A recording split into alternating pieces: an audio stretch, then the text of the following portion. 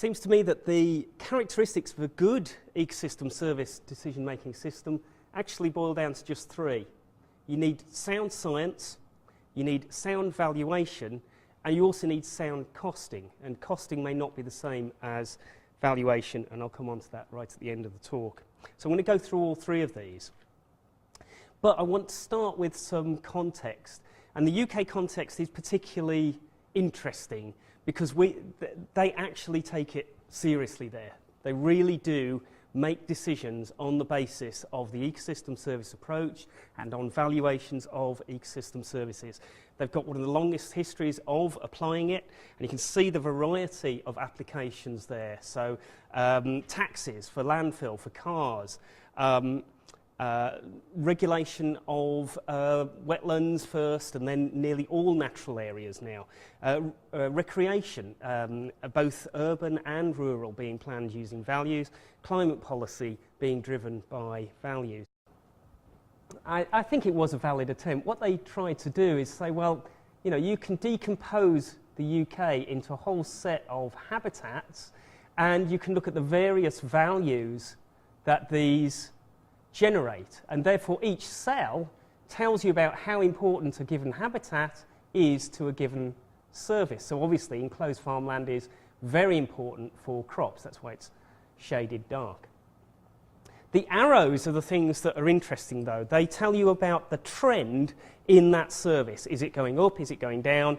Do we not know? Whatever.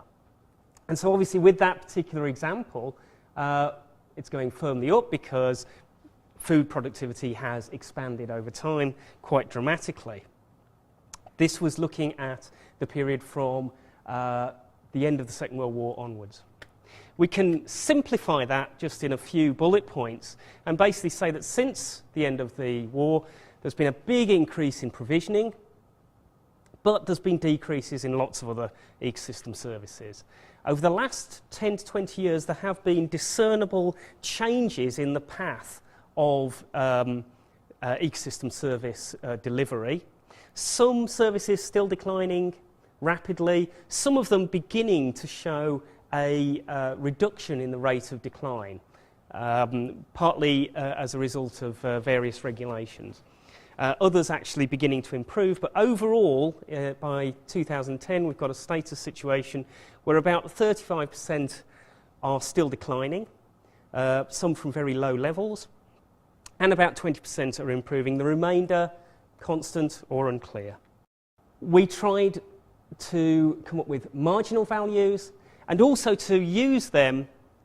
Most of these we were very interested in trying to get marginal value functions, if possible, rather than constants, because you would expect marginal values to change as the provision of a good changes.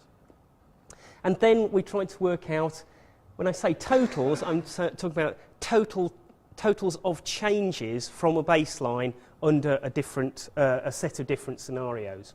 I'm going to illustrate some of the procedures that we did by looking at those scenarios.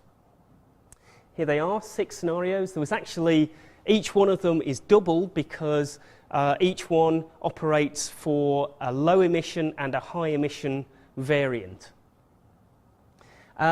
You can see from the names the sort of things that these scenarios look at. Now these scenarios were derived through a process that is not the way I'd have done it, but fine. It was a political science approach, talking to decision makers about the sort of future worlds that they were interested in or that they were worried in, and coming up with a set of functions which would end up with, which would be consequent from those different policies. We're going to look in particular at 2 of them.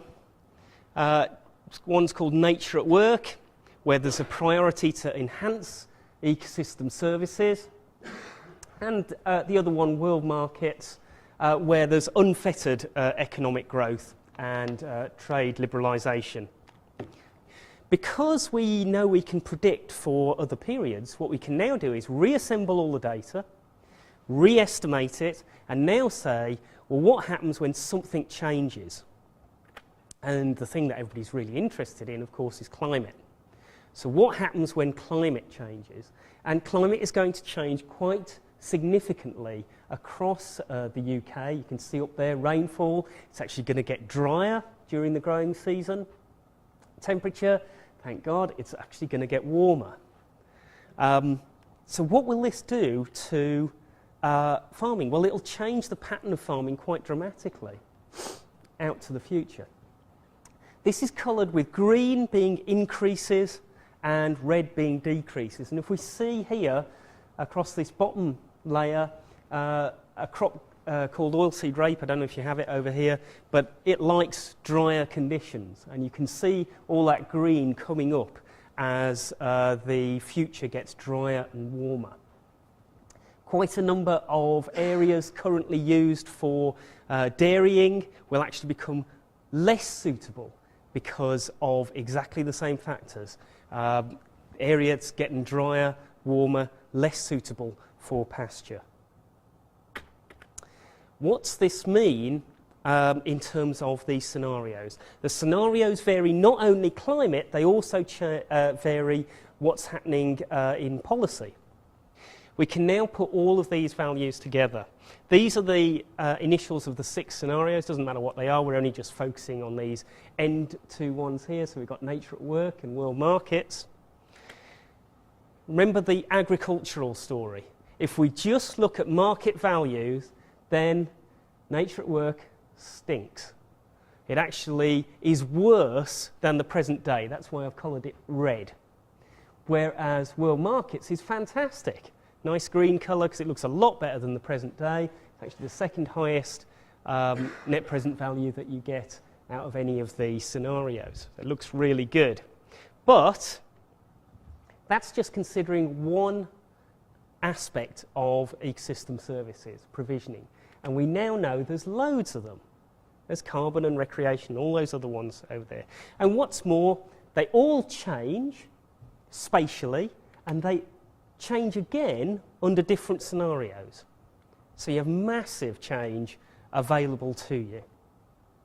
Now let's go back to that situation and add in all those other values. And you can see the result completely flips on its head.